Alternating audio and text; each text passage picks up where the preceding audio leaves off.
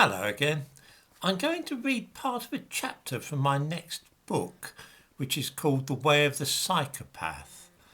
This chapter is from the Empathy Scam.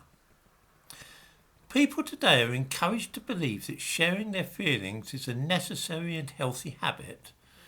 It is not. It can easily lead to murder, rape, and the molestation of children. Feelings and emotions are far better bottled up and kept to ourselves.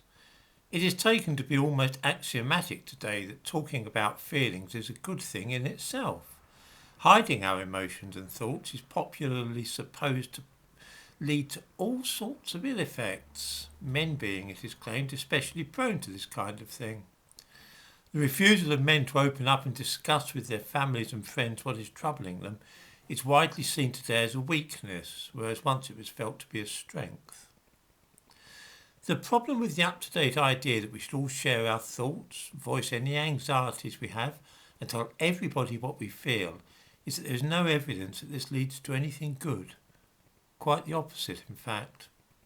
Speaking out loud of a bad thing calls it into objective existence. It is transformed from just a set of feeble electrical impulses buzzing through a brain and trapped harmlessly inside the skull into a reality observable in the outside world with all that this implies.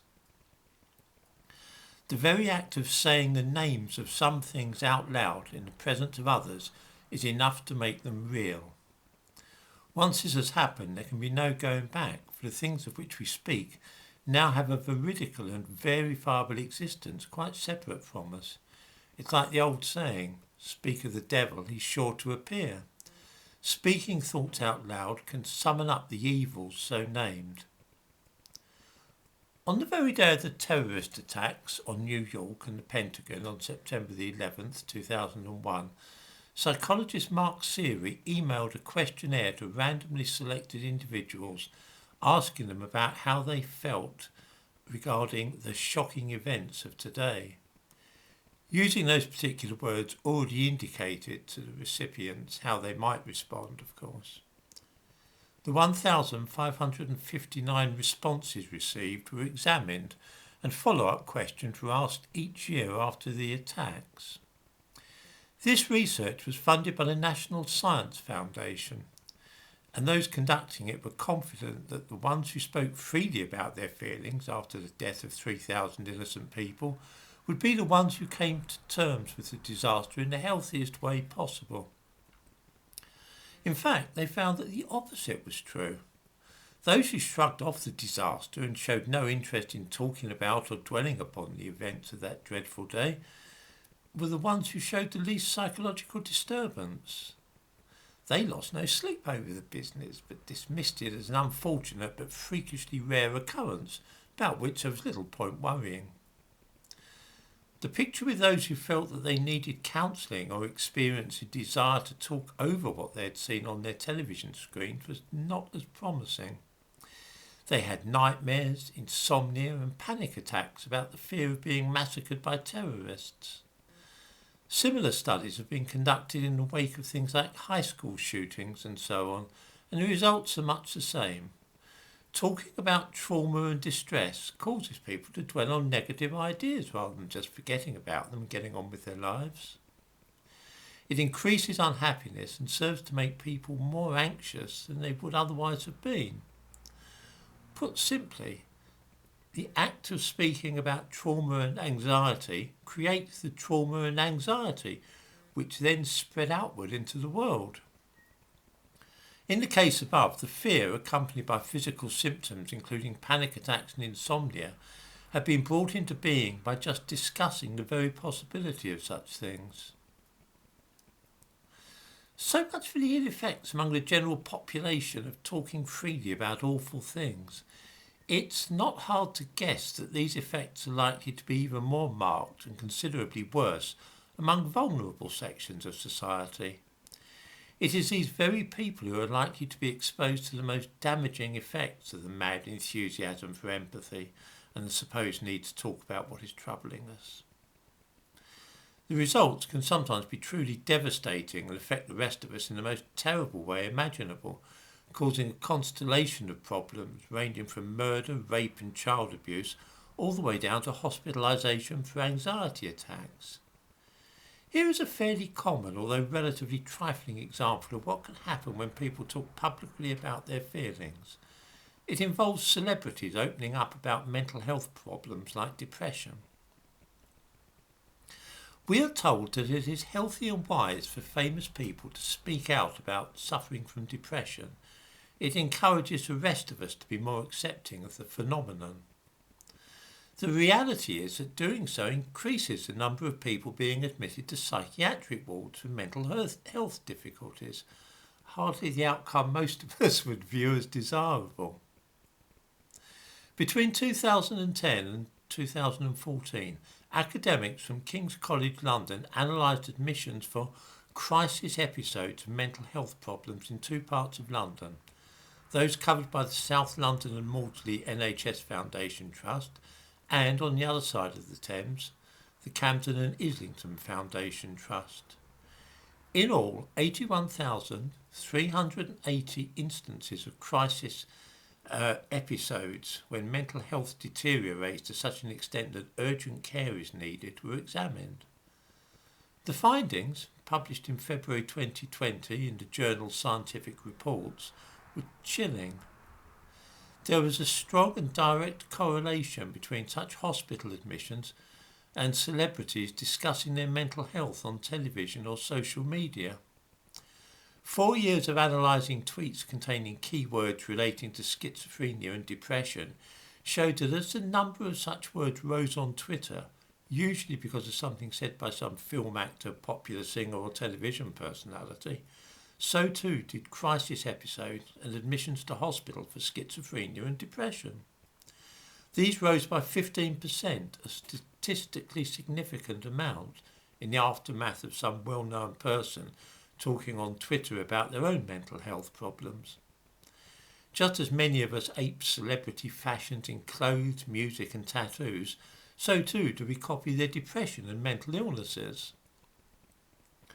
The consequence of their confiding in the world about being mentally ill has the effect of making other people agitated or depressed enough to seek medical help. Mental health problems can be as contagious as influenza and spread like wildfire via the internet.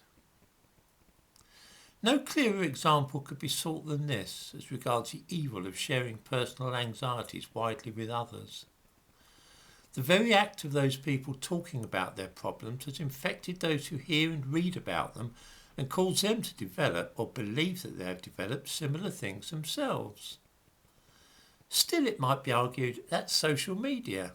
It isn't the same in properly regulated clinical settings, is it? Would talking to people and opening up to a psychologist or therapist have similarly undesirable side effects?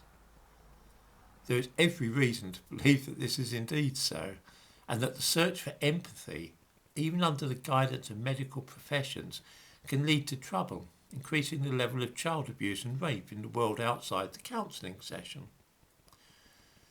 Our common sense should tell us that thinking about disagreeable things and talking about them a lot with other people will have the effect of making us feel worse.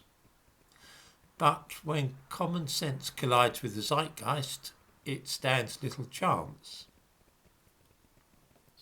Most of us would assume that the less you talk or think about bad things, then the better you will feel about life. However, talking endlessly about distasteful or undesirable aspects of our lives is now the cornerstone of modern psychiatry, since lobotomies and electroconvulsive therapy went out of fashion. Cognitive behavioural therapy is all the rage in the Western world, being especially popular in the United States. There is no reason at all to suppose that it does us any good or helps anybody, and plenty of evidence that it is harmful. But, like similar fads and crazes in the past, enthusiasm for this harmful practice is currently unstoppable. An example of the terrible consequences of encouraging people to be honest and discuss in detail and at length their innermost feelings emerged in Britain in 2017. For 15 years, a radical method of treatment for rapists and paedophiles was operating in British prisons. It was called the Sex Offenders Treatment Programme, and its aim was to get offenders to confront their behaviour and face up to what they had been doing.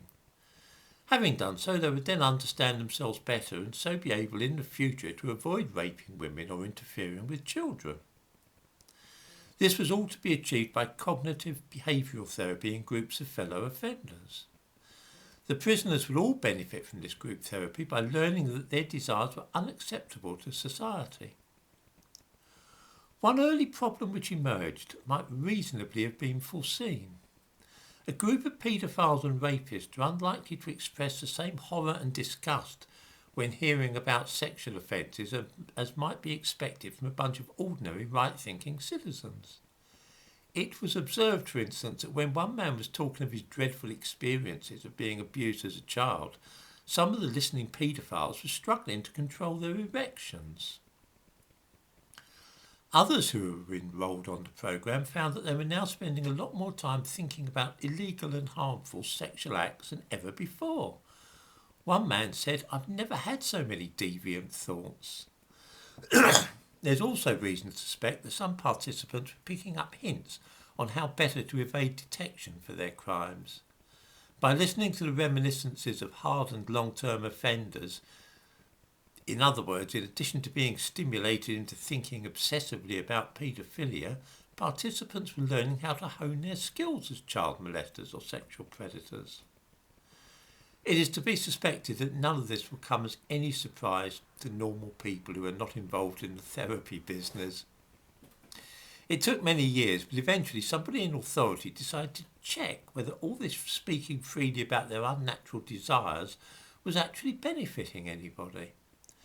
The recidivism rate for sexual offenders in the usual way of things is around 8%.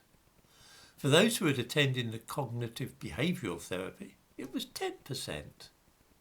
All that talking about their innermost feelings had made them more prolific offenders than ever before.